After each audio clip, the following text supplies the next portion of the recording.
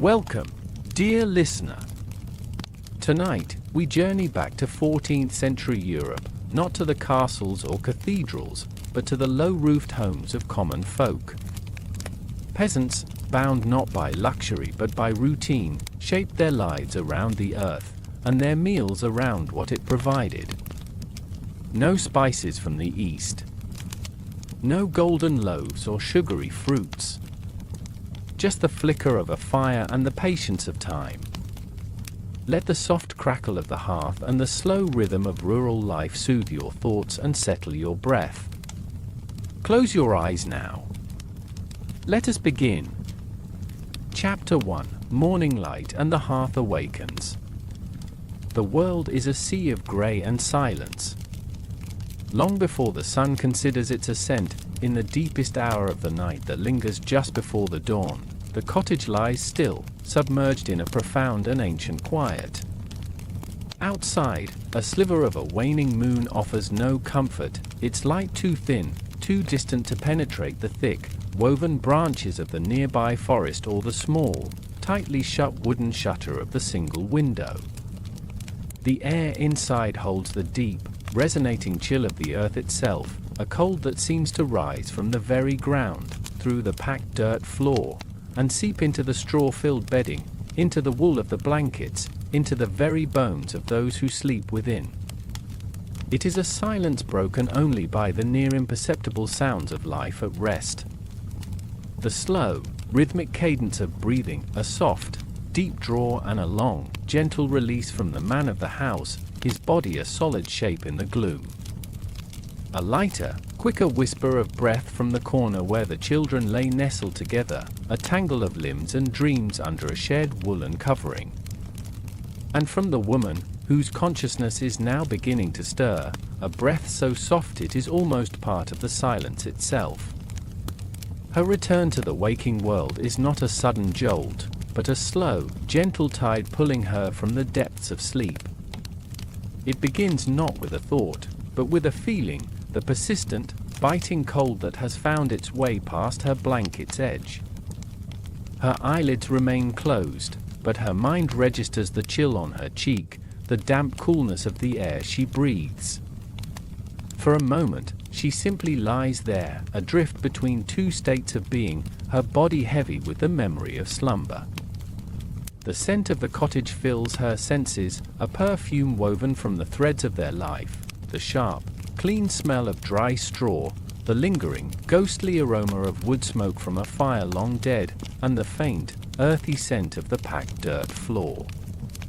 It is the smell of home. It is the smell of every morning she has ever known.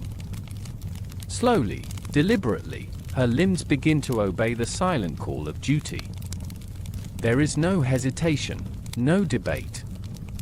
The routine is as much a part of her as the beating of her own heart. She pushes the rough spun wool aside, the movement a quiet rustle in the vast stillness. The cold air rushes to greet her bare arms, and a shiver traces a path down her spine. Her feet find the floor, and the cold of the packed earth is a shock, sharp and immediate, a reminder that warmth is not a given, but a gift that must be earned anew each day. She rises, a shadow moving within shadows. Her eyes, now open, have long been accustomed to this pre-dawn gloom. She can discern the faint outlines of their small world, the low-hanging rafters from which herbs and dried flowers hang like sleeping bats, the sturdy but uneven timber posts that support the roof, the simple wooden chest that holds all their worldly possessions. Her destination, however, needs no light to be found. Her body knows the way by heart. She moves towards the center of the single room, towards the hearth. The hearth is the heart of the home, and now, it is a cold, dark pit. The great stones that form its surround are frigid to the touch, holding only the memory of yesterday's heat. A mountain of soft, grey-white ash fills the basin, a delicate and powdery blanket over the remains of last night's fire. She kneels before it, the cold of the floor seeping through the thin fabric of her chemise. The air here smells even more strongly of ash and soot, a dry, mineral scent. She extends her hands, her fingers splayed, and plunges them into the center of the ash pile. The ash is softer than silk, cooler than water. She works her fingers gently, patiently, sifting through the powder with a practiced, searching motion. This is a treasure hunt conducted in darkness and silence. She is not looking for gold or jewels, but for something far more precious in this cold hour, a single, stubborn ember. A tiny spark of life that has somehow survived the long, cold night, buried deep within its insulating blanket of ash. Her fingers brush against something hard, a piece of charcoal, and she moves on. She pushes deeper, her arm now buried to the elbow, feeling for that faintest suggestion of resilient warmth. And then, she finds it. A subtle, gentle heat, no stronger than a sleeping animal's breath. It is a tiny node of warmth in a universe of cold. Carefully, so carefully, she clears the ash away from this spot, revealing the source. It is not one ember, but two, small as a child's fingertip, glowing with a deep, pulsating, ruby-red light. They are not flames, but promises of a flame. Sleeping jewels of fire, nestled in the grey dust. A soft, grateful sigh escapes her lips, a tiny white cloud in the frigid air. The day's first battle has been won. Now, the ritual of revival can begin. Her movements are efficient and unhurried. From a small, dry niche carved into the side of the stone hearth, she retrieves a handful of tinder, dried moss, the fibrous inner bark of a birch tree, and wisps of flax that are as fine as spun hair. She arranges this delicate bundle beside the glowing embers, creating a small, inviting nest. Then, she finds a few small twigs, no thicker than her finger, that have been left to dry by the hearthside. They are brittle and snap with a satisfying crackle as she breaks them into shorter lengths. She leans in close, her face just above the embers. She purses her lips and exhales, not a strong gust of wind, but a long, slow, controlled stream of breath, aimed directly at the heart of the red glow. Who? The sound is a soft whisper in the cottage. At first, nothing happens. The embers glow with the same steady, sleepy pulse. She breathes again. Who? This time, a tiny spark detaches from one of the embers and leaps into the tinder, disappearing as quickly as it came. A good sign. She continues, her breath a gentle, rhythmic bellows. The red of the embers begins to brighten, to shift from a deep, sleepy crimson to a brighter, more insistent orange. A thin, almost invisible tendril of smoke, pale grey against the darker grey of the ash, rises from the tinder nest, carrying with it the sharp scent of burning moss. She does not stop. Who? And then, it happens. A flicker. A tiny, almost hesitant tongue of brilliant orange light dances into existence for a single second before vanishing. Her heart quickens, but her breath remains steady. She knows not to rush. Fire is a shy creature, it must be coaxed, not commanded. Another breath, and the flame returns, this time holding on for a moment longer, feeding on the fine fibers of the tinder. It is small, fragile, yet it is alive. It wavers as if in a silent wind, its light casting minute, dancing shadows around the hearth.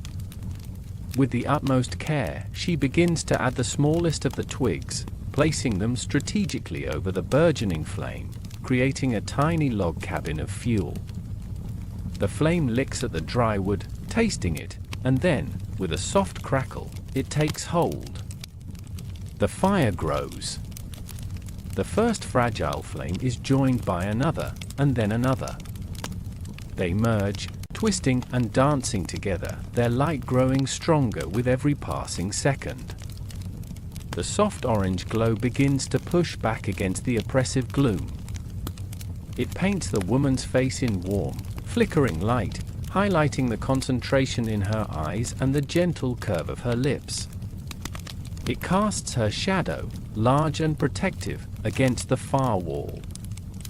The little fire begins to speak, a language of soft pops and quiet hisses, a cheerful sound in the deep silence. Now that the flame is established, she can add larger pieces of wood. A split log of oak, dense and heavy, is laid carefully across the growing fire. The flames greet it eagerly, wrapping themselves around the seasoned wood. The light intensifies, filling the small cottage with a warm, golden radiance. The shadows retreat to the corners of the room, now quivering and alive. The damp chill in the air begins its slow retreat, replaced by a gentle, radiating warmth. The hearth, the heart of the home, is awake and beating once more. Its steady glow is a beacon of comfort and life. With the fire now tending to itself, the woman rises and turns her attention to the day's first meal. Hanging from a hook beside the hearth is the great iron pot.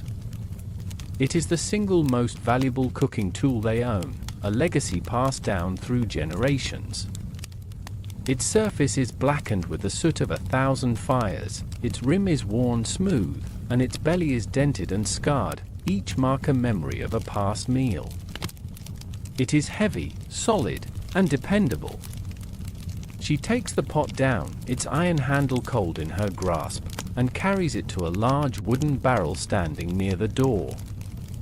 Lifting the heavy wooden lid, she dips the pot into the cool, still water within, the sound a low gloop that echoes in the quiet room.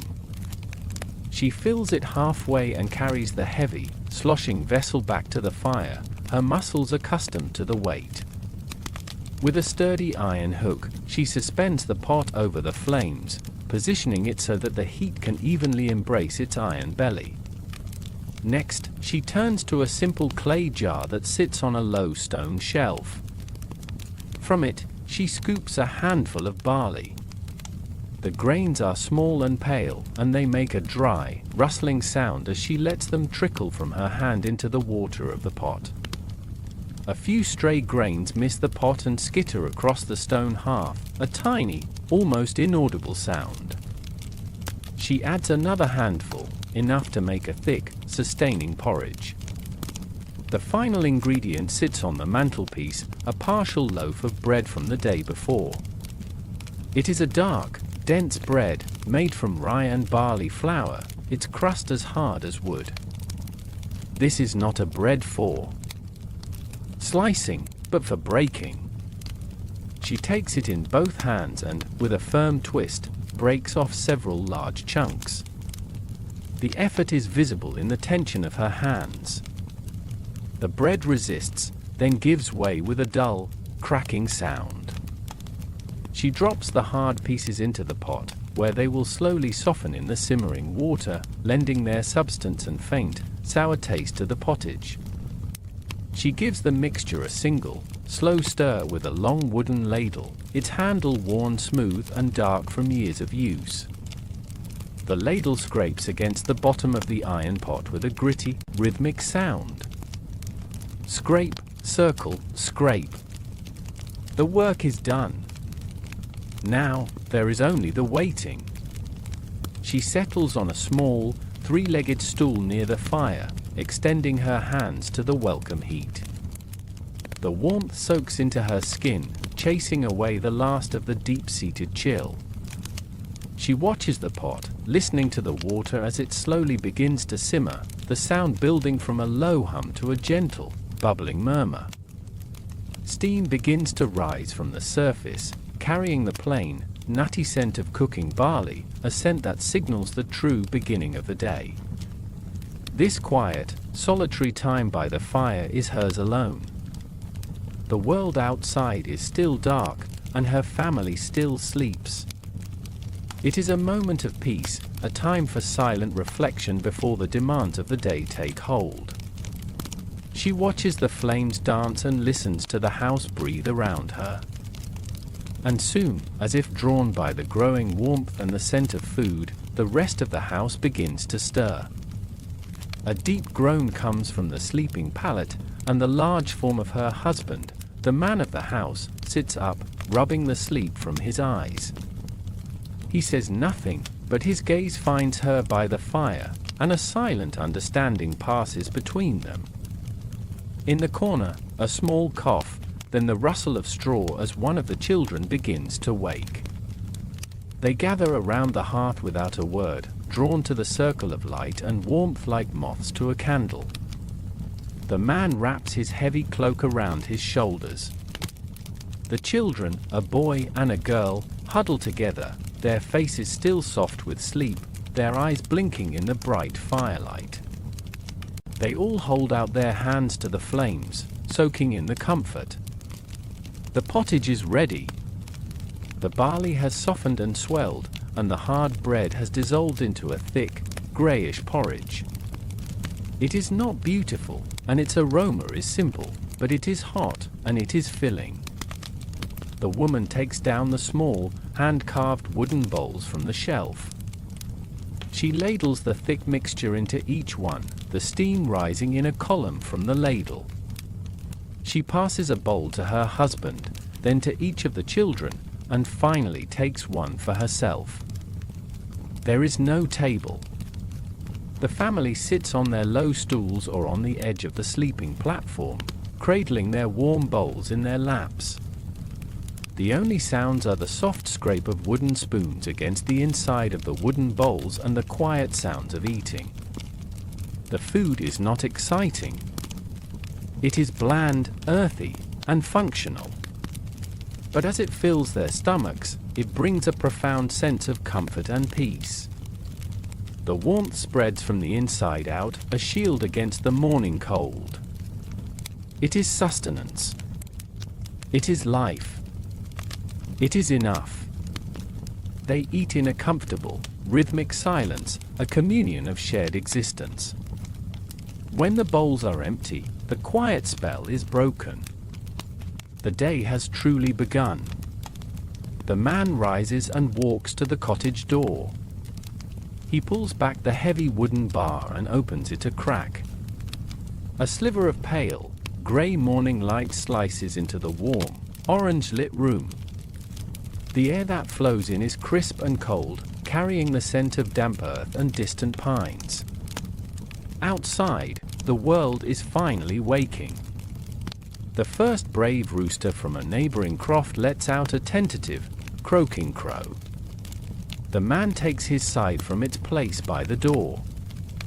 He sits on the threshold, the cool morning light on his back, and begins to sharpen the long, curved blade.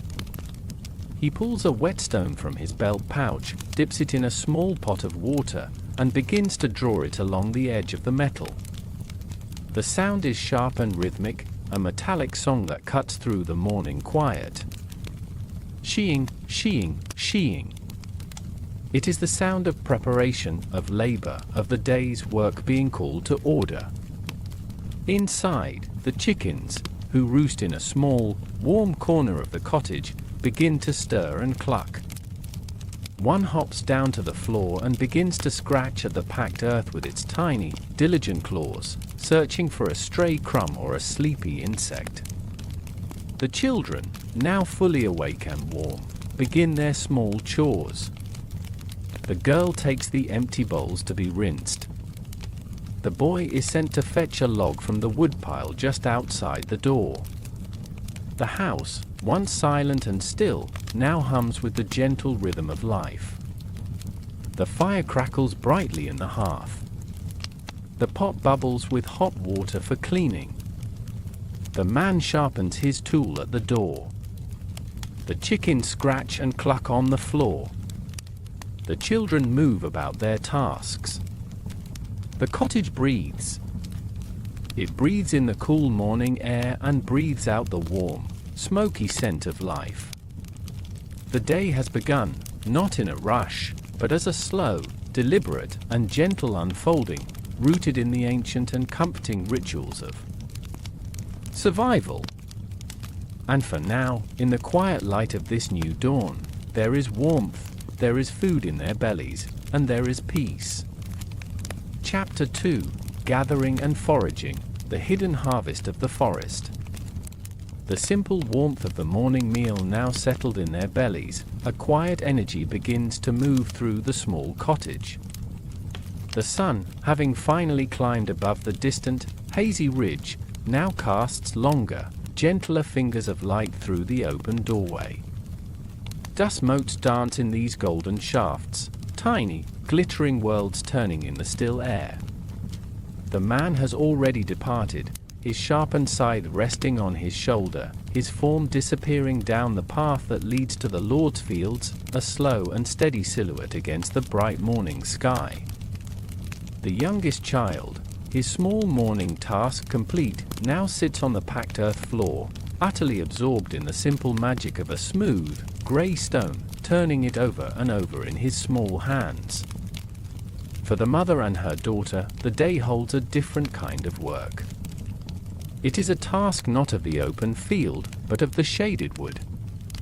The mother rises from her stool, her movements fluid and economical, born of a lifetime of such days. She reaches for a basket that hangs from a wooden peg on the wall. It is a beautiful thing, woven from willow withes, its handle worn smooth and dark from the constant touch of her hand. It is light, yet strong, an old and trusted companion on these daily journeys. The daughter watches, her own small bowl now clean. She needs no words of instruction. This, too, is a ritual. She rises and pulls her woolen shawl a little tighter around her shoulders, the morning air still holding a soft, dewy chill, especially in the places the sun has not yet touched. She knows this journey well, yet each time it feels like a quiet adventure, a foray into a world that is separate from their own, a world of green and shadow. The mother offers a faint, reassuring smile as she hands a small cloth bag to the girl.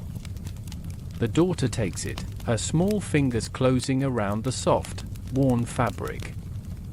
It is her own small responsibility, a sign that she is no longer just a follower, but a participant, a learner in the ancient art of the hidden harvest. Together, they step out of the warm, smoky confines of the cottage and into the vast, open morning. The air smells clean and alive, a complex perfume of damp earth, sweet grass, and the faint, resinous scent of pine from the forest that waits for them at the edge of the clearing. They walk past the small patch of cultivated earth where a few hardy cabbages and onions grow, their leaves beaded with morning dew that sparkles like scattered jewels in the sunlight. A few chickens scratch and cluck near the cottage wall, paying them no mind. The path they take is little more than a suggestion, a faint parting in the tall grasses, a trail worn by the passage of their own feet over countless seasons. It leads them away from the open space of their home and towards the dark, looming line of the forest. As they walk, the sounds of the cottage recede, replaced by the sounds of the wilder world. The gentle hum of a bee investigating a clover blossom. The cheerful, liquid call of a songbird from a high, unseen branch. And beneath it all, the soft, rhythmic swish-swish of their own feet moving through the grass. The edge of the forest is like a doorway into another room. As they pass under the canopy of the first great oak trees, the quality of the light changes dramatically. The bright, open sunshine is gone, replaced by a cool, dappled twilight. The air grows still and quiet, heavy with the scent of decaying leaves and rich, damp soil. It is a smell of immense age and slow, patient life. The world becomes a cathedral of green and brown, the tall, straight trunks of the trees like pillars holding up a ceiling of overlapping leaves. For a few moments, they simply stand, allowing their eyes to adjust to the dimness. The mother's head is tilted slightly, as if she is listening not with her ears, but with her entire being, attesting to the forest's mood this day. The girl mimics her, standing perfectly still, breathing in the cool, mossy air. She feels a sense of peace settle over her, a quiet that is deeper than the silence of the cottage in the pre-dawn hour. This is a living quiet, filled with the rustle of unseen things and the slow, silent growth of the trees around them. The mother's hand gently touches her daughter's shoulder, a silent signal to begin. She leads the way, her steps making almost no sound on the soft carpet of fallen leaves and moss. She does not walk in a straight line, but meanders, her eye scanning the forest floor, reading the subtle signs and patterns that are invisible to the untrained eye. The daughter follows close behind, her own gaze trying to see what her mother sees. She notices the way the light falls on a patch of ferns, the intricate web of a spider strung between two branches, the bright, almost startling red of a single toadstool, one her mother has taught her is beautiful, but never, ever to be touched. Their first quest is for sorrel. The mother pauses near the base of a large beech tree, its smooth, grey bark like the skin of an elephant.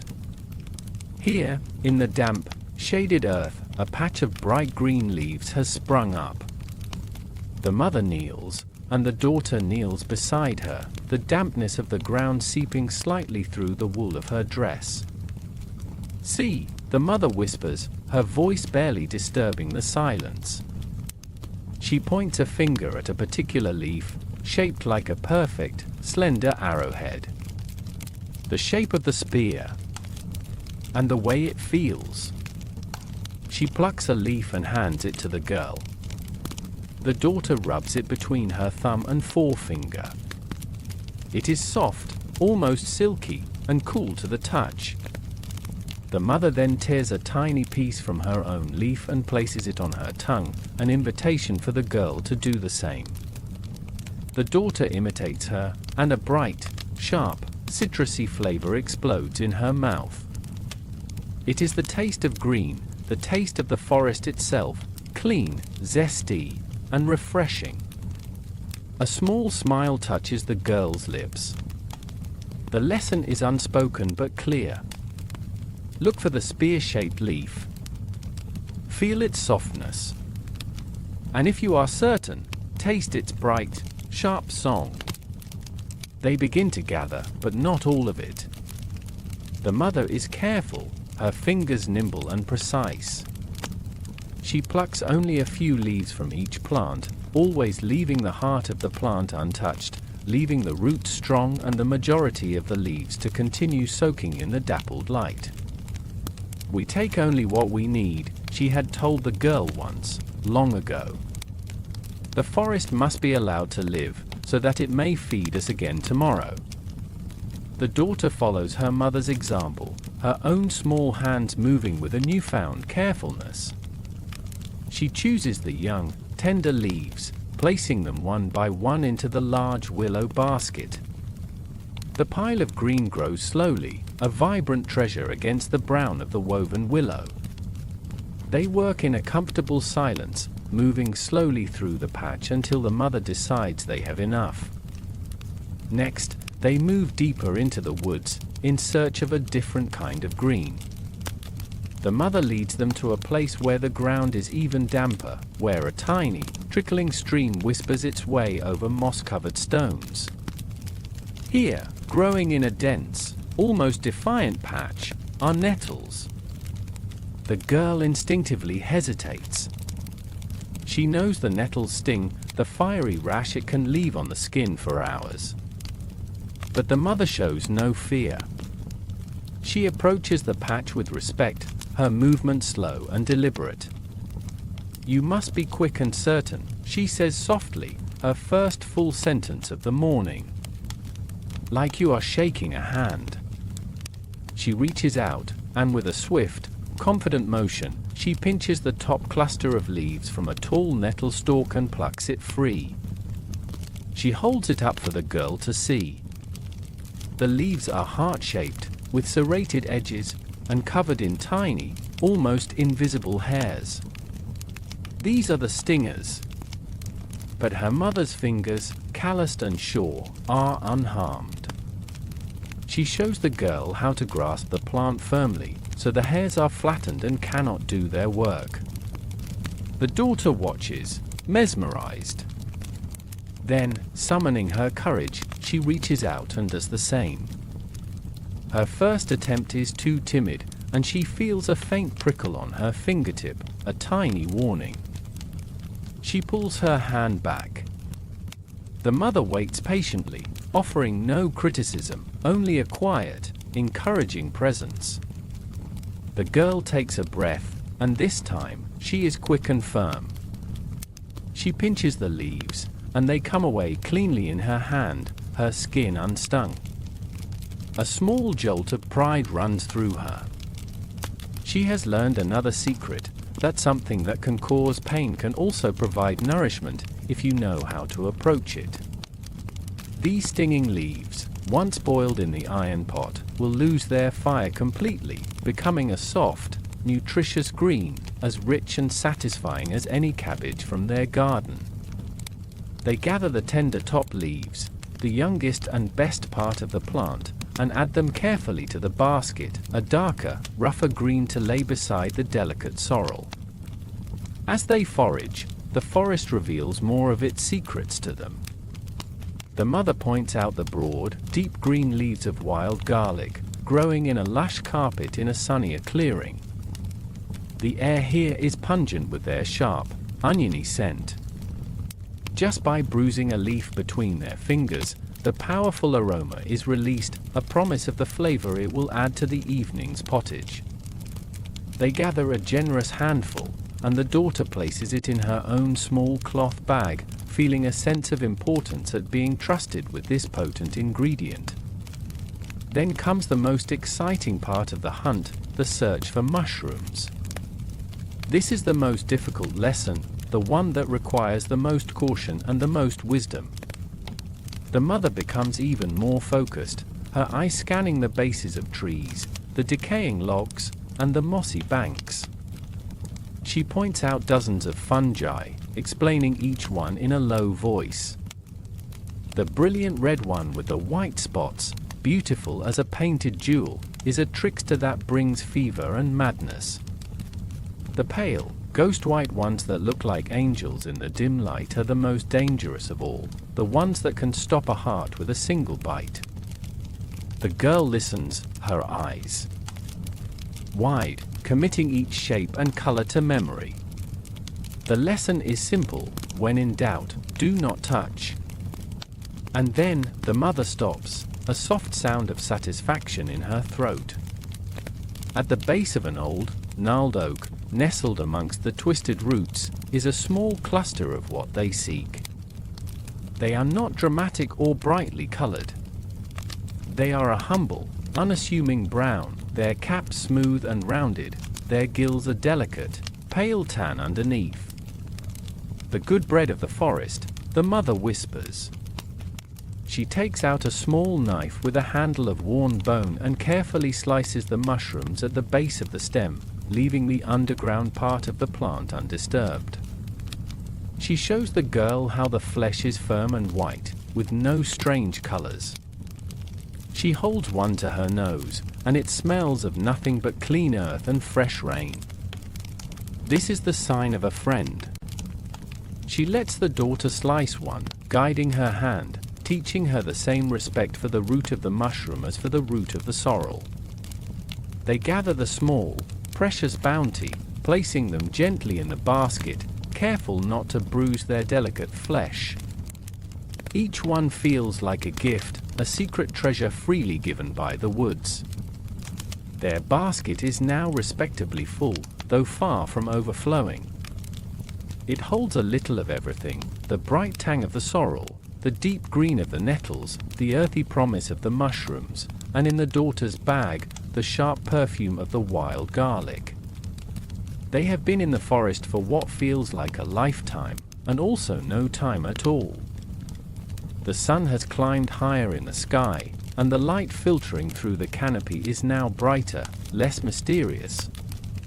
The mother straightens up, her hand on her lower back, and looks at their harvest.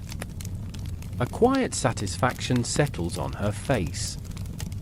It is not a bounty for a feast, but it is enough. It is the hidden flavor that will transform a simple pot of grain and water into a meal. It is the forest's contribution to their table. The journey back seems quicker. The path is more familiar now, and their steps are a little lighter with the success of their forage. As they emerge from the tree line, the bright, open sunlight makes them blink. The world seems vast and loud again after the enclosed quiet of the woods. Their own cottage, with its wisp of smoke still rising lazily from the roof, looks solid and welcoming in the distance. They walk back across the meadow, the basket now feeling a little heavier, a satisfying weight. The daughter walks beside her mother, her mind replaying the lessons of the morning. The shape of the leaves, the feel of the bark, the scent of the earth. These were not lessons learned from a book, but from the world itself, passed down through the quiet language of gesture and shared experience. She looks down at the small cloth bag she is still clutching. The faint scent of garlic rises to greet her, and she feels a deep, quiet happiness. She has not just been for a walk in the woods. She has been learning the deep and secret grammar of survival, the quiet poetry of the hidden harvest. Chapter 3: The Midday Meal, Pottage, Bread, and Hearthside Rituals. The sun, that great golden sovereign of the sky, now stands at its highest, most majestic point. Its light no longer slants in long, exploratory fingers but pours down directly upon the land, bathing the world in a brilliant, warm clarity. The shadows of the trees are short and dark, huddled close to their trunks. The air itself seems to hum with a quiet, midday energy, a gentle vibration of life at its peak. The distant, rhythmic sounds of a blacksmith's hammer, the lowing of a cow in a far-off pasture, and the constant, soft murmur of the wind in the leaves, all these sounds seem gentler, more subdued under the sun's high gaze. From the fields, a solitary figure emerges, walking with a steady, unhurried pace. It is the man of the house, his morning's labor complete. The scythe rests easily on his shoulder, its blade glinting in the sun. His face, shaded by a simple cloth cap, is beaded with sweat, and his tunic is darkened with honest toil, but his steps are not weary. They are the steps of a man returning to the center of his world, drawn by the primal call of rest and sustenance. Inside the cottage, the fire, which had roared to life in the cold dawn, has now been tamed. It is no longer a dancing, leaping thing of bright yellow flames, but a deep, glowing heart of incandescent red and orange embers. It radiates a powerful, steady, and profound warmth, a heat that fills the small room not with smoke, but with a deep and abiding comfort. The air within is warm and thick with the foundational scent of the hearth, a mix of wood smoke, ash, and the faint, earthy smell of the dwelling itself. The iron pot, the silent black cauldron that is the vessel of their nourishment, still hangs from its hook, and a gentle plume of steam rises from it, carrying the simple, nutty aroma of the barley that has been slowly softening since morning. Now, the time has come to transform this simple grain broth into the main meal of the day, the heartiest and most important of their daily rituals. The mother and daughter, having returned from their forage, begin the quiet ceremony of preparation. The willow basket, with its precious, hidden harvest, is brought to the center of the room. The mother kneels and begins to sort their findings. The wild sorrel, with its bright, spear-shaped leaves, is rinsed in a bowl of clean water, each leaf handled with care. The stinging nettles, whose fiery temperament is now to be tamed, are treated with immense respect. The mother takes them, handful by careful handful, and plunges them directly into the simmering water of the pot. There is a soft hiss as the cool leaves meet the hot liquid, and almost instantly, their power to sting is gone, surrendered to the heat. They wilt into a soft, dark green mass, their hidden nourishment ready to be released into the stew. Next, the daughter, feeling the importance of her contribution, opens her small cloth bag. The sharp, invigorating scent of wild garlic fills the air for a moment as she hands the bunch of broad green leaves to her mother. They, too, are added to the pot, and the aroma of the pottage begins to change, to deepen, to grow from a simple grain smell into something more complex and savory. Then, from a small clay jar, the mother measures out a precious handful of dried lentils. They are small, round, an earthy brown, and as she pours them into the pot, they make a soft, rattling sound, like tiny pebbles falling into a deep pool. They disappear into the simmering mixture, a promise of thickness and substance. Finally, the centerpiece. From a cool corner, wrapped in a damp cloth, the mother retrieves the greatest treasure of the day, a marrow bone. It is a gift from a recent, rare slaughter, a luxury to be used with reverence. The bone is heavy and solid, and within its hollow center is the rich, fatty marrow that will lend the pottage a depth of flavor and a richness that will sustain them for hours to come. With both hands, she lowers the bone into the center of the pot, where it sinks with a gentle plop, disappearing beneath the surface of the thick, bubbling stew. The last of yesterday's dark bread, broken into chunks, follows it in, ready to dissolve and lend its own hearty, slightly sour character to the meal. Now, the true alchemy begins. The work of preparation is over, and the slow, patient work of time and heat must take its course.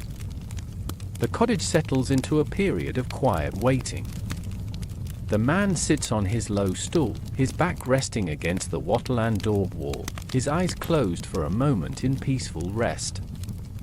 The mother tends to some mending, her needle and thread moving in a steady, rhythmic dance over a tear in a small tunic. The responsibility of the pot is now passed to the oldest child, the daughter. She is given the long, heavy wooden ladle, its handle worn smooth as river stone by the touch of her mother's hands and her grandmother's before that. Her task is simple, yet vital, to stir the pot. She stands on a small wooden block to give her the proper height, her small face serious with concentration. She lowers the ladle into the thick, bubbling mixture. It is heavy and resists her efforts at first. She must stir slowly, deeply, making sure to scrape the bottom of the iron pot to prevent the thick stew from sticking and burning. She begins a slow, circular motion, her entire body involved in the effort. Scrape, circle, pull. The sound is a soft, rhythmic, gritty whisper, a constant bass note in the quiet symphony of the cottage. Scrape, circle, pull. The motion is hypnotic. Her eyes are fixed on the vortex her ladle creates in the center of the pottage. She watches as the ingredients swirl together, the dark green of the nettles, the pale grains of barley, the occasional glimpse of a brown lentil, all dancing in a slow, thick, savory ballet. The steam rises to meet her, warming her face and filling her senses with the rich, complex aroma of the cooking food. It smells of earth and forest, of meat and grain, of fire and home. Her role is a meditation, a silent participation in the creation of the family's meal. The slow, steady rhythm of her stirring becomes the rhythm of the house itself. Meanwhile, in another corner of the hearth's warm circle, the youngest child, the little boy, is engaged in his own quiet, creative work. He has found a small, soft piece of willow wood, and with a small, not too sharp knife that his father has entrusted to him, he is carving. His brow is furrowed in concentration, his tongue peeking out from the corner of his mouth. He is not trying to make anything grand. His small fingers guide the knife in short, careful strokes, peeling away thin, fragrant curls of wood that fall like pale ribbons onto his lap. Shave, turn, shave. The sound is a soft, satisfying rasp, a quiet counterpoint to the slow scraping of the ladle in the pot. He is shaping the wood into the rough form of a bird, its head tilted, its tail a simple fan. It is an act of patient transformation, turning a simple stick into a companion, a small piece of the forest brought indoors and given a new life by his own hands. The scent of the freshly cut willow is clean and green, a bright note in the warm, savory air of the cottage.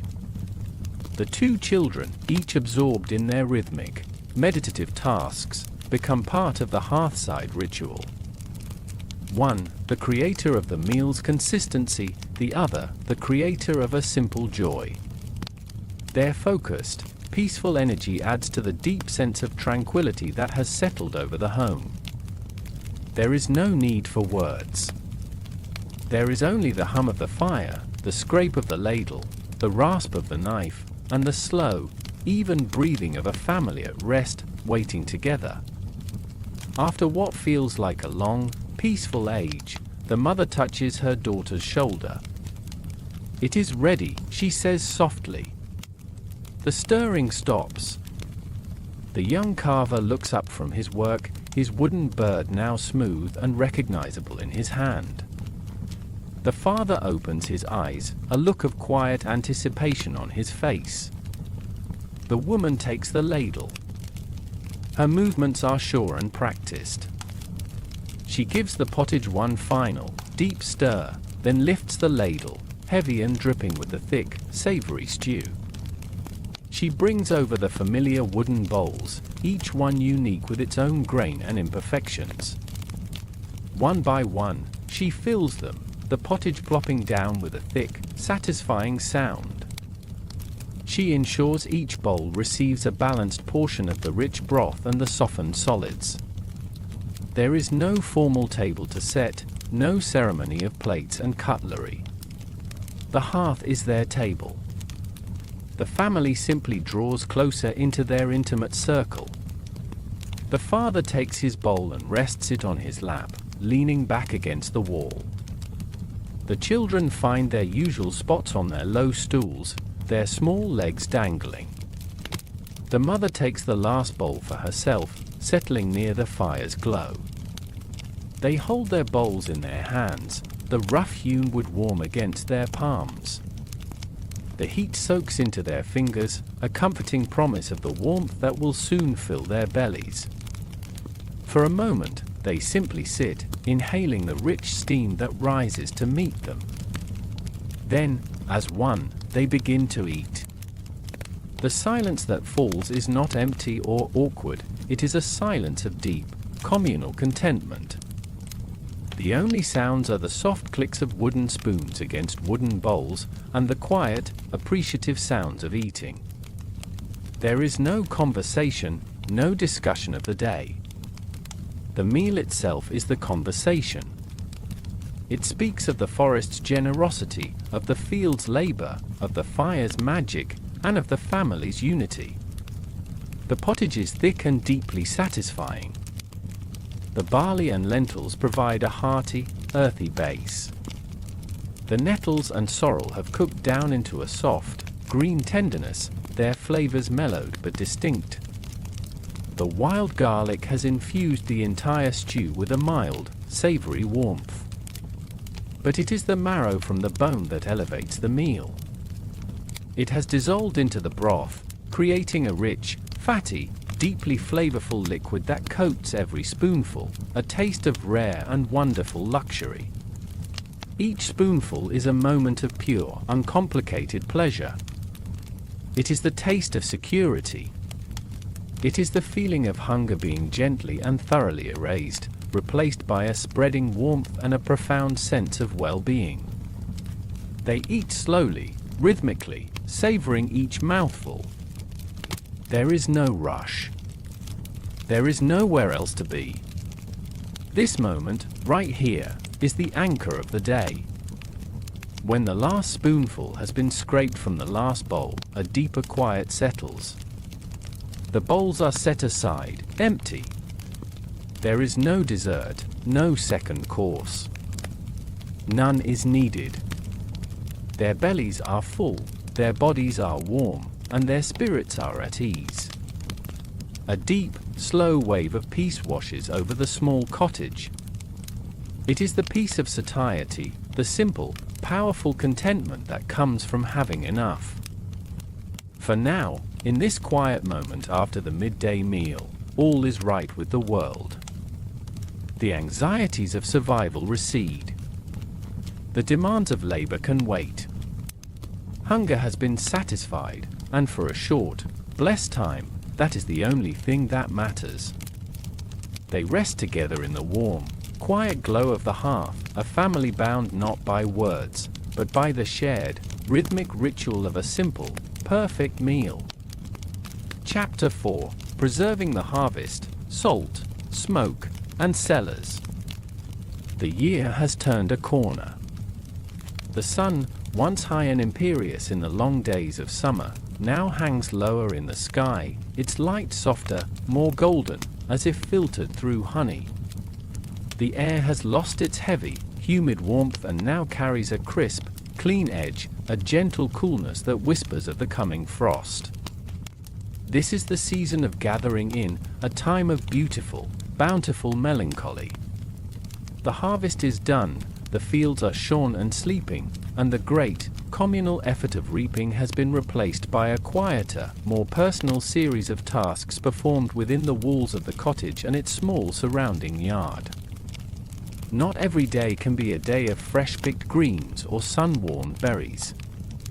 The memory of the sun's generosity must be captured, held, and stored, transformed into a pantry of patience that will guard the family against the lean, hungry months of winter. The deep cold is not yet here, but its future presence is a certainty, a silent promise on the wind. And so, the rhythm of life in the cottage shifts. Much of the cooking, and indeed much of the living, now revolves around the slow, deliberate, and hopeful acts of preservation. Each task is a verse in a long, quiet poem of survival, a prayer for the future spoken not with words, but with salt, smoke, time, and patient hands. The man of the house begins his most vital work of this season. He has moved a large, sturdy wooden barrel into the center of the room, its oaken staves bound by strong hoops of dark iron. It smells faintly of old brine and clean wood. Beside it, on a rough-hewn wooden plank set across two stools, lies the source of their winter strength, a great side of pork, the result of a pig carefully fattened through the summer. It is a thing of immense value, a dense repository of life-giving fat and meat. He works with a focused, almost reverent slowness. His hands, usually calloused and dark with the soil of the fields, have been scrubbed clean. He takes up a large wooden scoop and dips it into a sack filled with coarse, grayish salt. The crystals rustle and crunch, a dry, whispering sound, as he lifts a heavy measure. He lets the salt rain down onto the bottom of the barrel, creating a thick, even layer, a bed of white that will draw out the water and ward off decay. It looks like a fresh, pure fall of snow in the dark, wooden vessel. Next, he turns his attention to the meat. He lifts the heavy slab, his muscles working smoothly. He lays it on the bed of salt and then begins the methodical process of rubbing the salt into every surface. His palms are firm and steady as he scours the pale pink flesh and the thick, white layer of fat. The gritty crystals catch the light from the doorway, glinting like scattered shards of mica. He works the salt into every crevice, every fold, with a deep and certain knowledge passed down from his father, and his father's father before that. This is not just a chore, it is a sacrament. He is building a fortress against hunger. The sound of his work is a quiet, rhythmic rasping. The shush of the salt being rubbed into the meat, the soft thud of his hand against the solid flesh, the scrape of the scoop in the salt sack. These are the sounds of foresight, of a man weaving a net of security for his family. When the first piece is thoroughly coated, a shimmering, crystalline shell, he places another layer of salt over it, then another slab of meat, repeating the process. Layer upon layer, salt and meat, he fills the barrel. Each layer is a promise.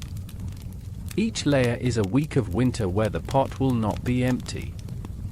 Each layer is a story of a hearty stew to be shared around the fire when the world outside is frozen and white.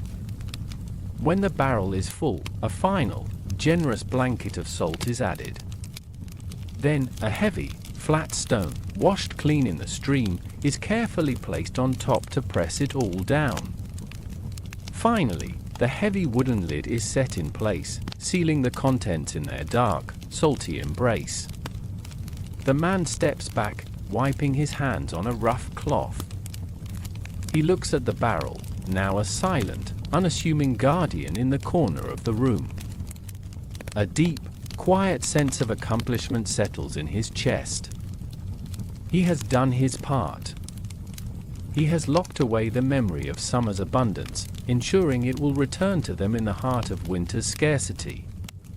As the man works with salt and strength, the woman engages in a gentler, more fragrant form of preservation. Her domain is the air itself, the high, dark space beneath the rafters. All morning, she has been sitting just outside the cottage door in the soft, autumn sunlight, a lap full of herbs gathered from the forest edge and their own small garden patch. Now, she brings them inside.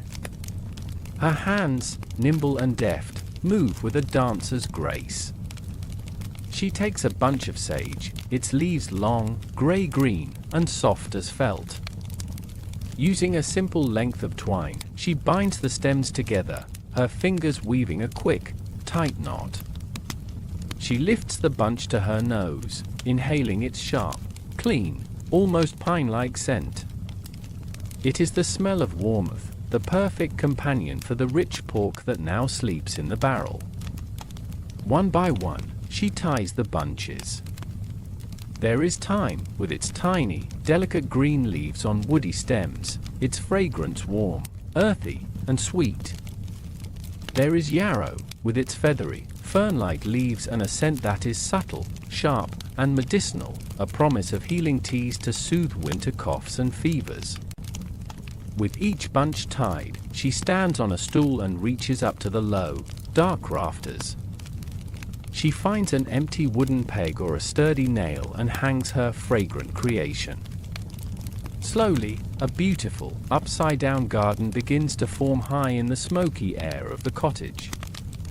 The hanging herbs twist gently in the unseen currents of air, their colors a muted tapestry against the dark wood. The sage, the thyme, the yarrow, and more, the mint, rosemary, chamomile, all hang in a silent, fragrant congregation. Over the coming weeks, the gentle heat and smoke rising from the hearth will slowly draw the moisture from their leaves, concentrating their essence, their flavor, and their power. The entire cottage is transformed by their presence. The air becomes a complex perfume, a constant, gentle reminder of the green and growing world.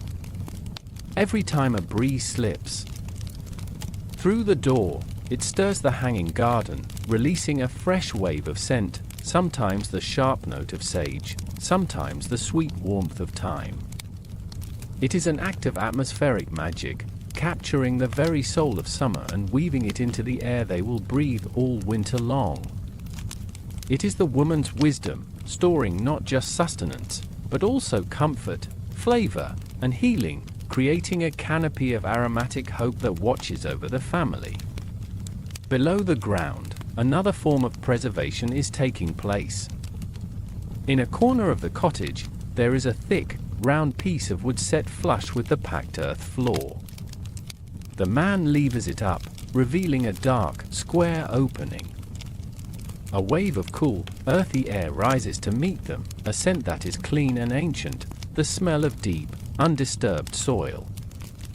This is their cellar pit, a simple hole dug deep into the earth, lined with stones and sand to keep it dry. It is the earth's own pantry, a place that holds the steady, cool temperature of the deep ground, unchanging regardless of the weather above. They bring in the last of the root harvest. There are turnips, their smooth skins a beautiful two-tone of creamy white and royal purple, their leafy tops removed.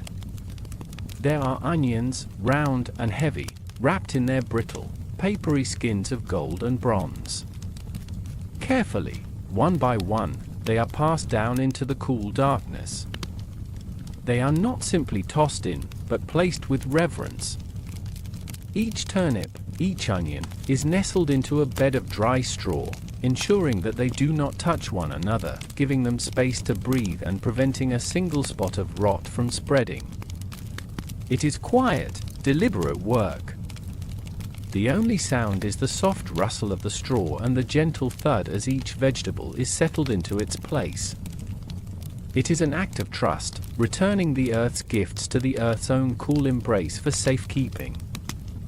They are planting their food a second time, not for it to grow, but for it to sleep, to rest, to wait patiently until it is called for in the dead of winter.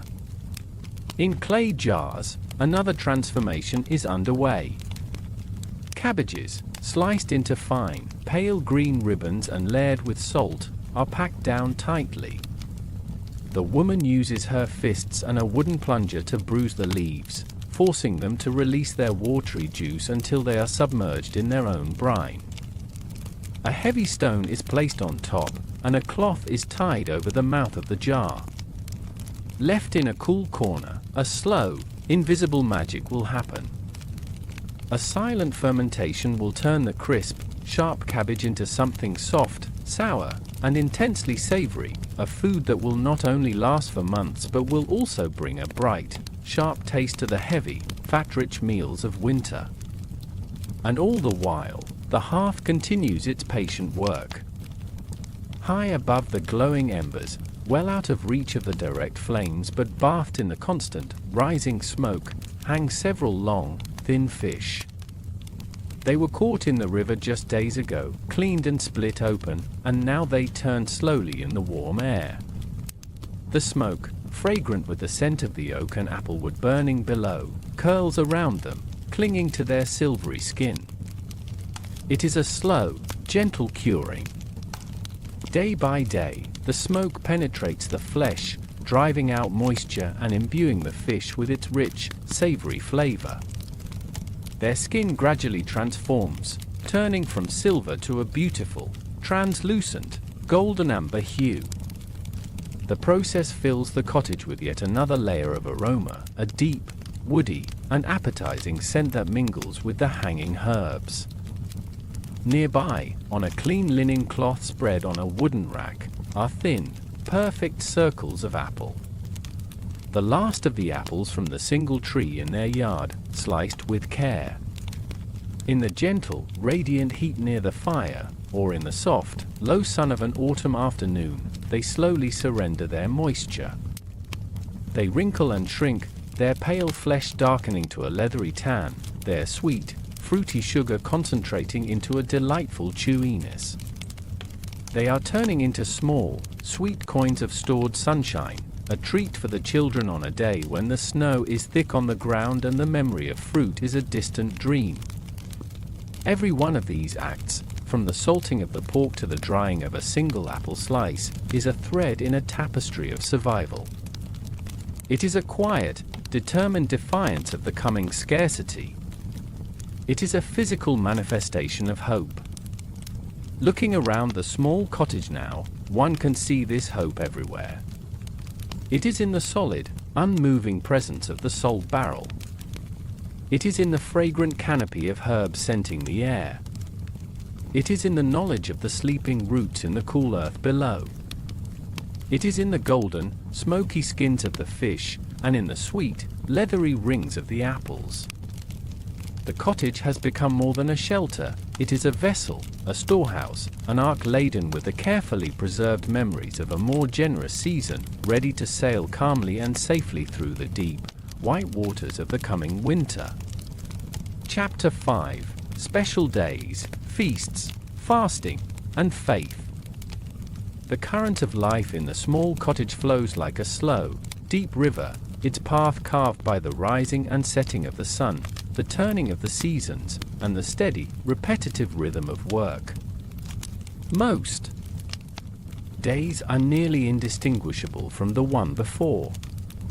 The morning pottage, the midday meal, the evening broth, each is a variation on a simple, earthy theme of grain and water, sustenance and survival. The flavors are those of the soil, of the hearth, of necessity. It is a life measured in the slow softening of barley, the sharpening of a scythe, the mending of a tunic. But this steady, flowing river of routine is not without its markers. There are unseen banks that guide its course, placed there not by the landscape, but by the calendar of the soul. Faith, in this small, quiet world, is not a thing of grand cathedrals or learned debate. It is a gentle, pervasive rhythm that pulses through the year, shaping the week, informing the diet, and offering moments of profound change that break the surface of the everyday. It brings structure to the monotony, weaving days of solemn restraint and days of gentle celebration into the plain, homespun fabric of their lives. These are the special days, the moments when the pattern shifts, when the humble kitchen is touched by a quiet and ancient magic. Imagine, first, a day of quiet restraint. It is a Friday in late autumn. The sky outside is a soft, uniform gray, and a cool mist hangs in the air, muffling the sounds of the world. On this day, the man does not take his axe to the woods or his plough to the field for heavy labor. It is a day of fasting, of quiet contemplation. The work is lighter, focused around the home, mending a tool, weaving a patch for the roof thatch, sorting seeds for the spring planting. The cottage is filled with a different kind of silence, not the silence of sleep, but of reverence. On such a day, the great iron pot that hangs over the hearth does not receive the gift of a marrow bone or even a piece of salted pork. The Church has decreed that this is a day to abstain from the flesh of animals, a small, weekly sacrifice, a reminder of things beyond the material world. And so, the woman's cooking is an act of creative simplicity. She goes not to the salt barrel, but to the cool, dark cellar pit beneath the floorboards. She lifts the heavy wooden lid, and the clean, earthy smell of the sleeping roots rises to greet her. She retrieves a few pale turnips and a handful of onions, their papery skins rustling in the quiet. The meal she prepares is one of humble purity. The turnips and onions are chopped and added to the simmering pot of barley, where they will slowly soften, lending their subtle sweetness to the broth. From the clay jar where the lentils are stored, she takes a small scoop. They rattle into the pot, a promise of hearty, meatless substance. For flavor, she turns to the fragrant, drying garden hanging from the rafters. She selects a few leaves of silvery sage and a sprig of thyme, crushing them between her palms to release their warm, earthy aromas before letting them fall into the stew. There is no sense of lag, only a sense of difference. The pottage that symbols today is lighter, cleaner.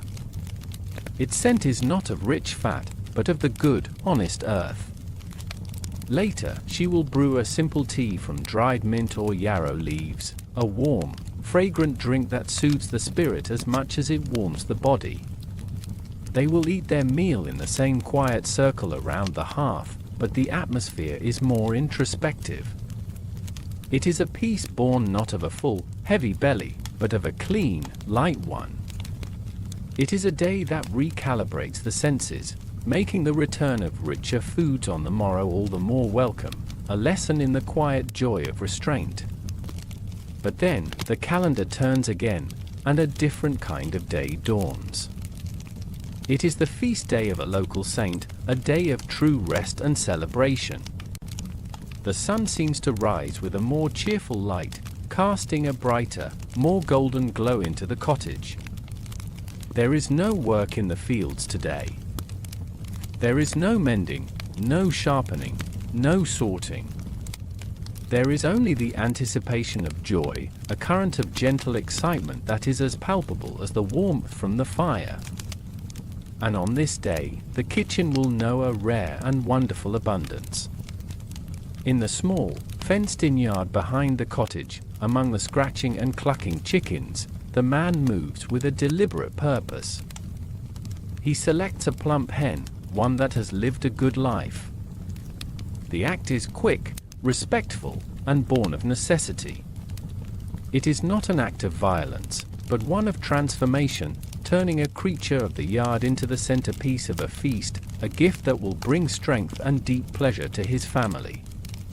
The preparation of the bird is a ceremony in itself.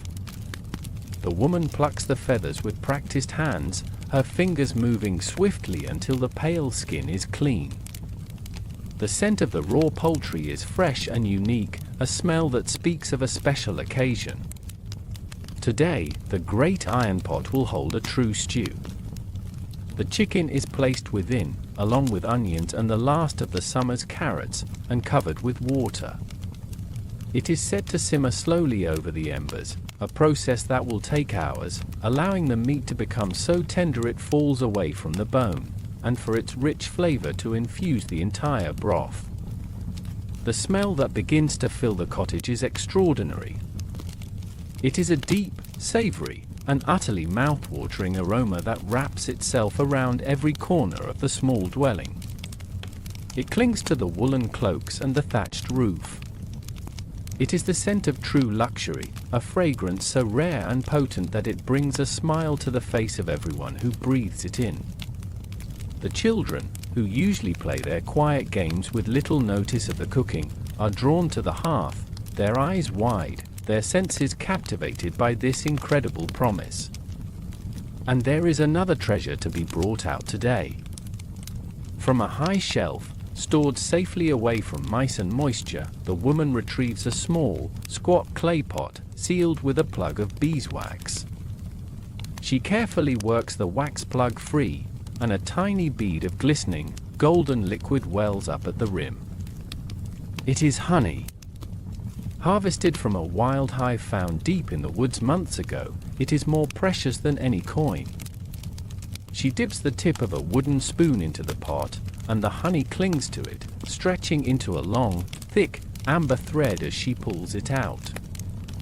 It moves with a beautiful, lazy slowness, capturing the light of the fire like a liquid jewel. A small portion of this honey will be stirred into the pottage just before it is served, adding a subtle, background sweetness that balances the savory chicken. Another small portion is used for a special treat.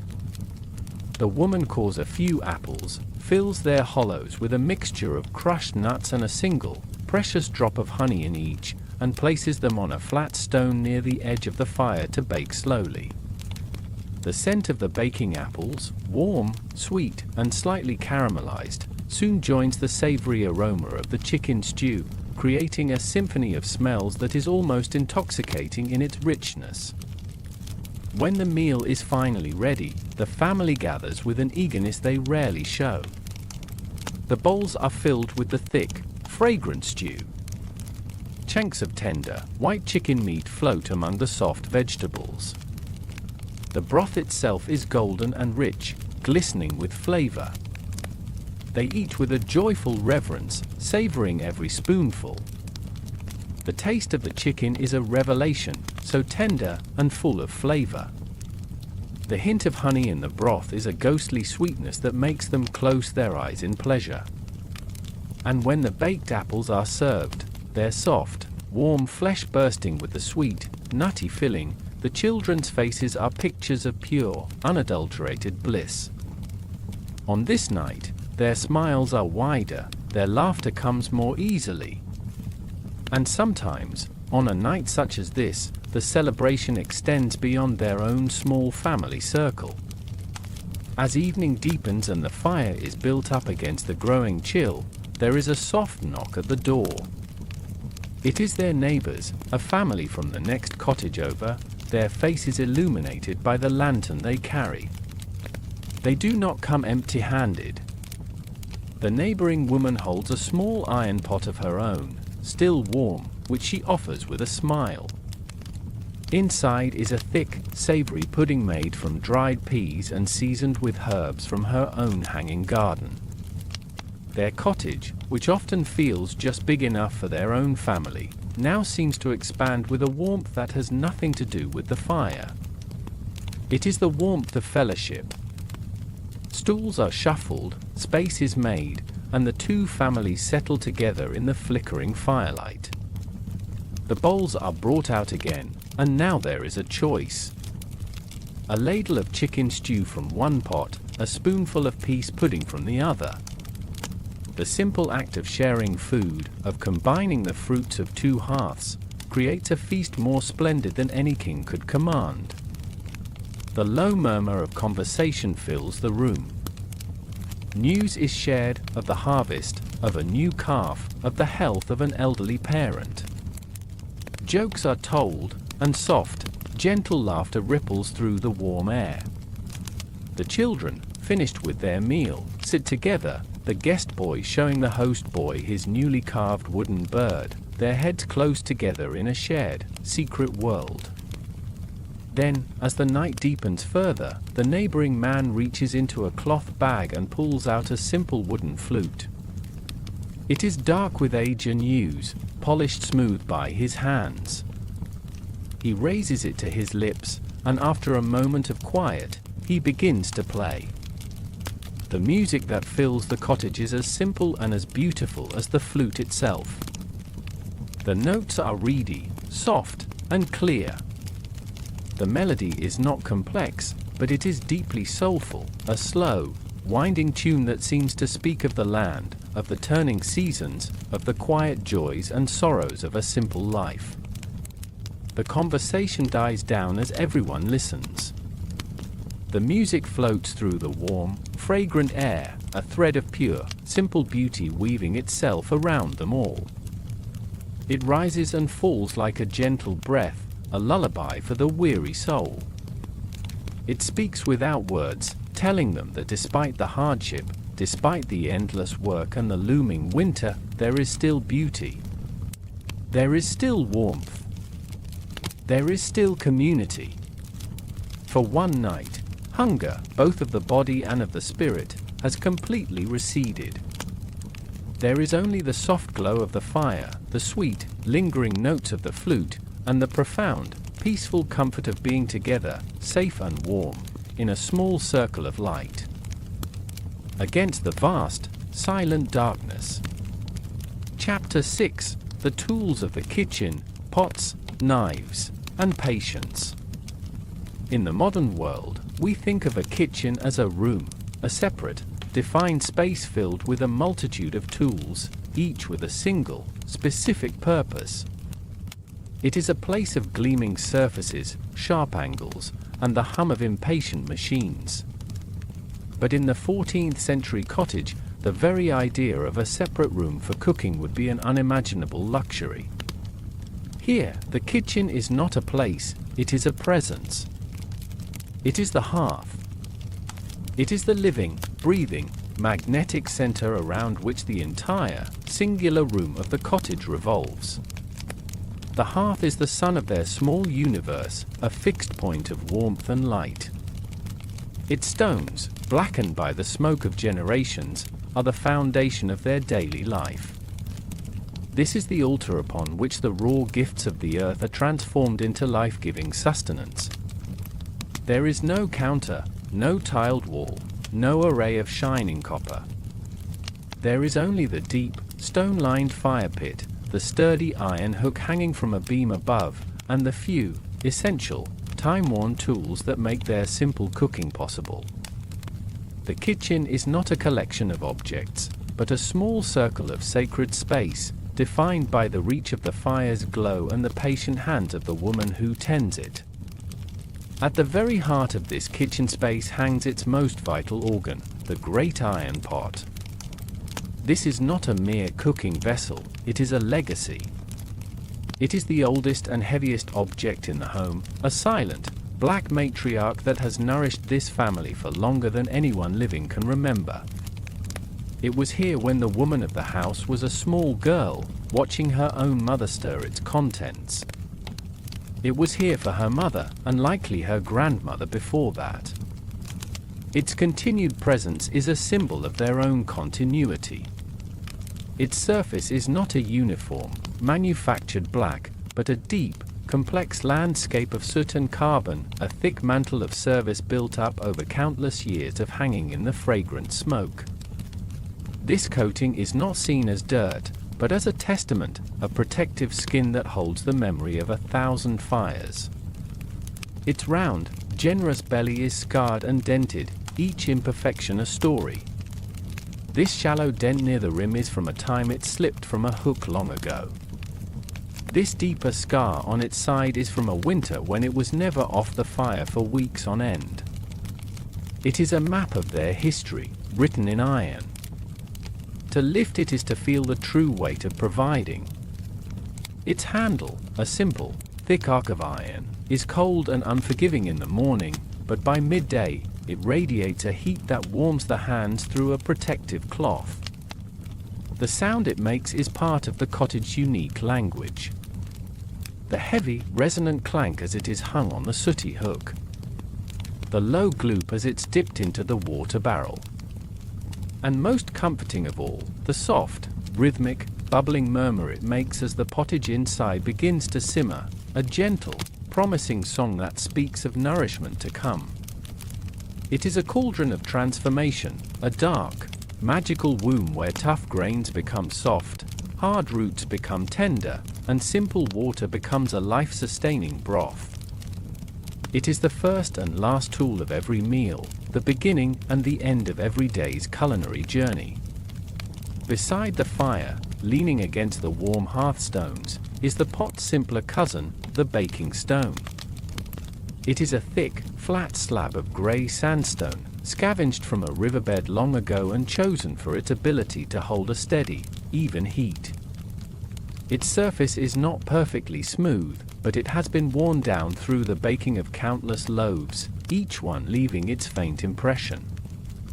To bake the bread, the woman doesn't use an oven.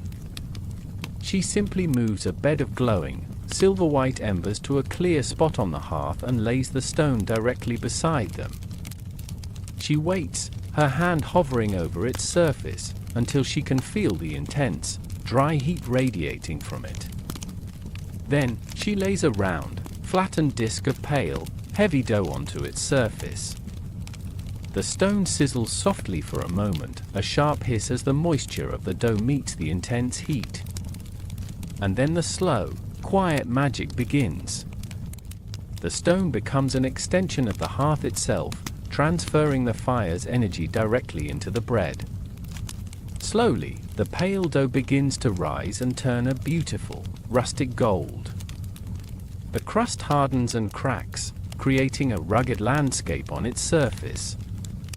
The smell that rises from the stone is one of the world's most ancient and comforting aromas, the warm, nutty, almost sweet scent of baking bread, mingling with the sharp, clean scent of wood smoke. When the loaf is done, a tap on its bottom produces a satisfying, hollow thump, the sound of a perfectly baked, humble loaf, created with nothing more than stone and fire. The hands of this simple kitchen are the wooden ladle and the bone-handled knife. The ladle, carved from a single piece of dark, close-grained wood, is perhaps the most personal of all the tools. Its long handle has been stained by 1,000 stews and worn so smooth that it feels like polished stone. It is shaped perfectly to the woman's grip, an extension of her own arm. She uses it to stir the pot in slow, meditative circles, its soft, wooden edge making a gentle scraping sound against the iron, never harsh, never jarring. It is the tool of patience, of slow blending, of ensuring that all the humble ingredients are mixed into a harmonious whole. The knife is a tool of preparation. Its blade is simple iron, sharpened so many times against the whetstone that it has narrowed and changed its shape over the years. Its handle is a piece of deer bone, yellowed with age and oil from human hands, its surface etched with the faint lines and textures of its natural origin.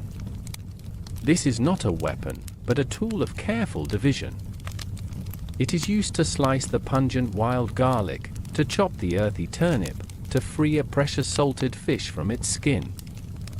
Its edge is kept keen not for violence, but for efficiency, for the small, precise cuts that are the first step in any meal. The ladle combines, but the knife must first divide. Together, they represent the two essential actions of all cooking. And what of the ingredients themselves? In a corner, tied securely at the top, sits a simple sack made of rough, homespun cloth. It is lumpy and unassuming. But inside is a substance more precious than most metals, salt. The salt is coarse, grayish, and damp, harvested from coastal salt pans. To plunge a hand into the sack is to feel the rough, cool crystals, each one a tiny miracle. This is the magic that awakens the flavor of the pottage. This is the power that preserves the pork in the barrel, holding back the forces of decay. It is the kitchen's white magic, stored in the humblest of containers. The preparation for cooking begins not at the hearth, but outside of it. The first act is the fetching of water.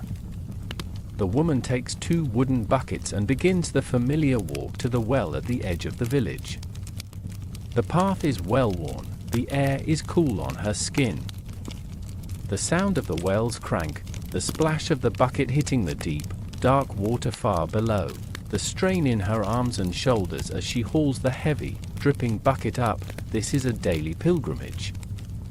The water is clear, cold, and pure. Carrying it back, her steps are careful, the water sloshing gently with each movement. This journey connects the warmth of the hearth to the cool, life-giving essence of the earth. Without this walk, without this effort, the iron pot would remain empty. The other great act of labor is the grinding of the grain. When their store of flour runs low, the quern stones are brought out. They are 2 heavy, circular stones, rough and formidable. The bottom stone is fixed, while the top stone has a hole in the center and a wooden handle near its edge. The woman pours a handful of hard, dry barley or rye grains into the central hole. Then, she begins the slow, arduous work of turning the top stone. It is a full-body motion, a slow, circular pushing and pulling that requires immense strength and endurance. The sound it produces is one of the most ancient sounds of human civilization, a low, gritty, scraping rhythm as stone grinds against stone, crushing the hard seeds between them. Shhhhhhcrnch.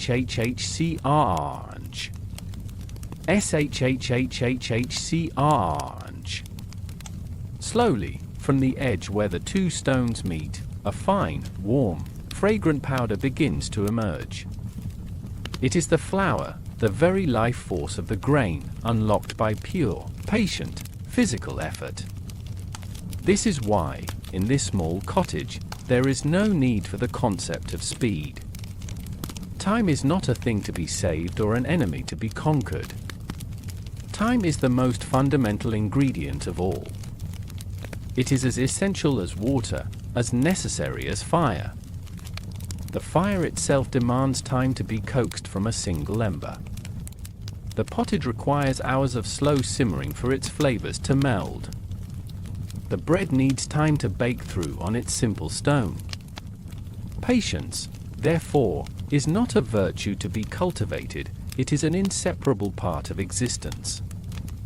It is woven into the very fabric of every task. Cooking, here, is not a passion pursued in leisure time. It is not a hobby or a form of self-expression. It is a central, non-negotiable act of being alive. It is the quiet, constant, and rhythmic work of turning the earth into life. It is the gentle magic of the pot, the stone, the ladle, and the knife. And it is the deep, abiding wisdom of knowing that the best and most important things, a warm fire, a nourishing meal, a safe home, cannot be rushed. They require the slow, steady, and patient application of time. Chapter 7: Evening Quiet, Bread, Broth, and Sleep. The great, golden wheel of the sun, having journeyed across the vast blue expanse of the sky, now touches the far western hills. Its descent is not a sudden event, but a slow, majestic, and silent farewell. The brilliant, direct light of the afternoon softens, melting into a warm, liquid gold that spills across the landscape, bathing the fields and the forest edge in a final, tender glow. The world holds its breath in this liminal moment, this pause between the day's labor and the night's deep rest. Inside the cottage, this changing of the light is a tangible presence. The single shaft of sunlight that had been streaming through the open doorway, illuminating a dance of dust motes, now retreats. The light within grows warmer, redder. The familiar objects of the small room seem to soften, their edges losing their sharpness.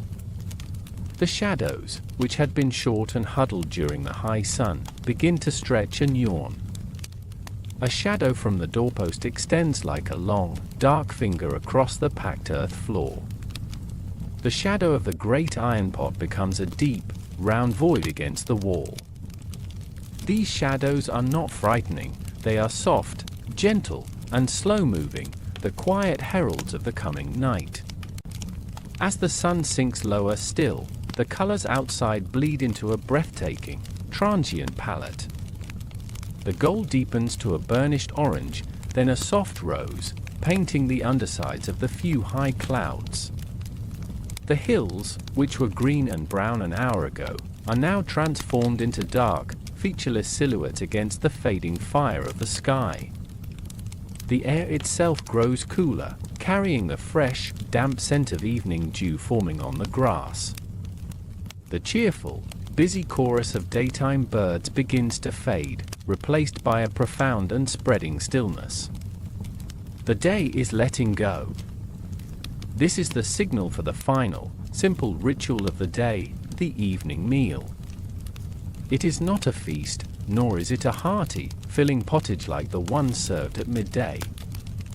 It is a meal of quiet simplicity, meant not to build strength for labor, but to soothe the body and prepare it for the long, restful hours of sleep. It is a meal made from the gentle ghosts of the day's earlier cooking. The woman moves to the hearth, where the fire has burned down to a deep, pulsating bed of glowing embers. The intense heat of the day has subsided into a soft, radiant warmth.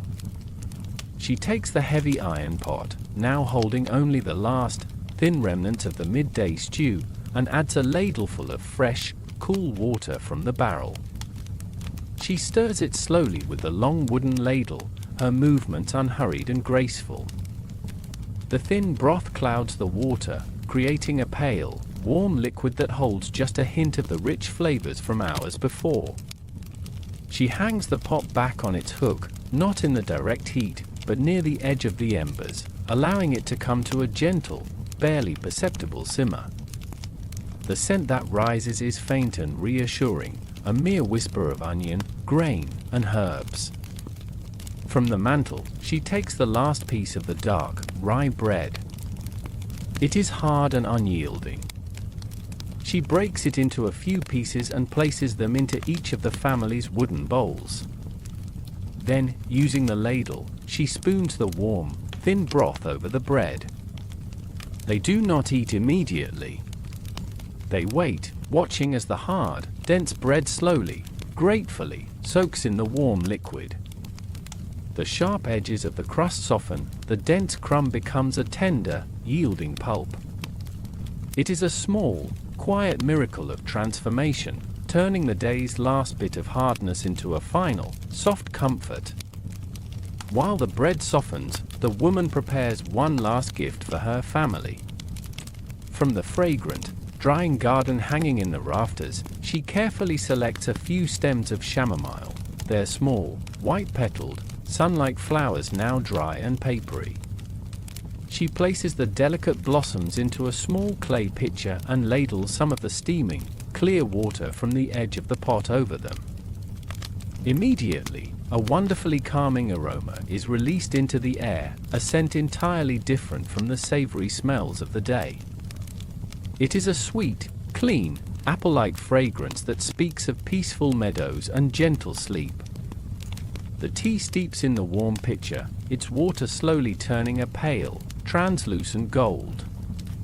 The family gathers for the last time, their movements slow, their voices, if they speak at all, are low and soft. They sit in their familiar circle, cradling the warm bowls in their hands. The softened bread is now easy to eat, and they scoop it up with their spoons. It is warm, simple, and deeply comforting. There is no effort in this meal, no chewing of tough meat or hard crusts. It is a meal that asks nothing of them. After the broth and bread are finished, the woman pours a little of the warm chamomile tea into each bowl. They sip it slowly, the clean, sweet, floral warmth washing down, calming their spirits, and signaling to their bodies that the day is well and truly done. As the last of the light fades from the sky outside, leaving only a deep, velvety violet at the horizon, the cottage begins to surrender to the night. The fire in the hearth continues its slow decline. The once bright embers, now starved of fresh wood, lose their brilliance. The vibrant orange and red glow softens into a deep, sleepy, pulsating ruby. The light they cast is now minimal, just enough to see the vague shapes of the room, just enough to feel safe. The children are the first to answer the call of sleep. There is no set bedtime, no command to go to bed. Their bodies simply know. The youngest, his small head already nodding, curls up in his corner on the straw-filled pallet. He does not even fully undress, but simply pulls the heavy, scratchy wool blanket up to his chin, his small body instantly relaxing into a posture of deep trust.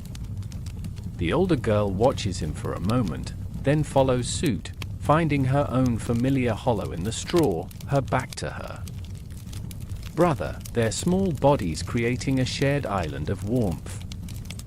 Their breathing, deep and even, soon adds its soft, rhythmic cadence to the quiet of the room. With the children asleep, the woman begins her final, meditative task. She takes up her broom, a simple tool made from a bundle of birch twigs tied tightly to a sturdy branch. She begins at the far corner of the room and works her way toward the door, her movement slow and sweeping. The sound of the twig broom on the packed earth floor is one of the most peaceful sounds imaginable. It is not the harsh scrape of a modern broom, but a soft, rhythmic, hushing sound. Swish, shush, swish, shush. She is not scrubbing the floor, but simply putting the day to rest, sweeping away the stray crumbs, the bits of straw, the dust of the day's activities. It is a ritual of closure, of creating a clean, calm space for the morning to dawn into. Her slow, repetitive movements are a kind of prayer, a quiet tidying of her world before she, too, surrenders to sleep. The man's final role is that of the guardian of the fire. He sits on his low stool, his back straight, his hands resting on his knees, and simply watches the last of the embers. He is a silent, still figure, a silhouette against the dying glow. He watches as the last, tiny, blue and orange flames flicker and die out among the coals. When only the deep red glow remains, he takes up a long iron poker. He does not stir the fire back to life. Instead, he gently, carefully pushes the remaining live coals together into a tight, compact mound in the center of the hearth. Then, with the edge of the poker, he pulls the soft, insulating gray ash over them, tucking them in like a child in a bed. This act ensures that a tiny, precious spark of heat will survive the long, cold night, a seed of warmth from which tomorrow's fire can be born. His duty done, he sits for a moment longer, a silent sentinel in the deepening dark. The cottage is now almost completely dark, the only light being the faintest, barely perceptible pulse of red from the heart of the buried embers. The sounds from within have ceased. The sweeping has stopped. The quiet breathing of the sleeping family is the only internal sound. And into this deep, new silence, the first sound of the true night emerges from the world outside. It is the call of an owl from the deep woods, a soft, resonant, three-part call that travels through the cool night air. Hoo, hoo, hoo. It is not a startling sound, but a beautiful and mysterious one, a confirmation that while the cottage sleeps, another world, the world of the night, is awake and watching over them. The day has ended as it began. It began with the quiet coaxing of a flame from the ashes, and it ends with the gentle banking of the ashes to preserve a flame.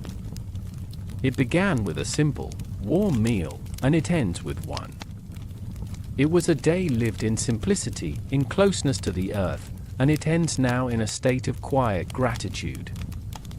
Gratitude for the food, for the shelter of the roof, for the warmth of the fire, and for the profound peace of another day safely concluded.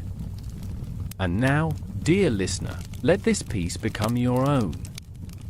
Let the story of this simple life soothe your thoughts and settle your breath. There is nothing more for you to do today.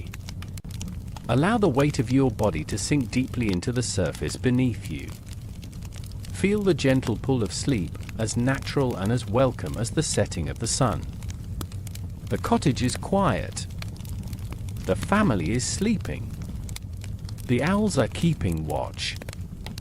All is well. Let the last embers of your own consciousness fade into the soft, warm, and restorative darkness of a deep and peaceful sleep. Drift now into the quiet dreams of simpler days and slower meals. Until tomorrow, rest well.